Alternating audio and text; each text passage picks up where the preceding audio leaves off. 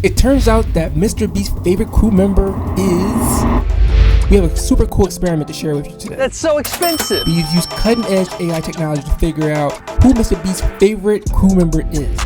We took transcripts for nearly 100 of the most popular videos and fed them into the OpenAI embedding model. This basically gave us a numerical representation of each crew member based on how often they were mentioned and how they were talked about in Mr. Beast's videos. Then we used TensorFlow Projector to visualize the embeddings and see who was the closest to each other. And you won't believe what we found out. It's pretty crazy to think about all the cool things you can do with AI and machine learning these days. And with technology advancing the way it is, the possibilities are endless.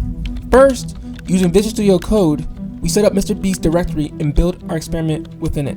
We started off by extracting the transcripts from nearly 100 of his most popular videos and placed them into separate files for each crew member. This was done by identifying the text associated with each person in a crew and separating them into individual files. Wow. Once we had the transcripts for each crew member, we then fed them into the OpenAI embedding model, which returned numerical representations, also known as vectors, for each person based on how they were mentioned and talked about in these videos. We took those vectors and stored them into a TSV file. Finally, we used TensorFlow Projector to visualize the embeddings to see who was the closest to each other. And you won't believe what we found out. I need answers! It turns out that Mr. Beast's favorite crew member is Chris. Wow.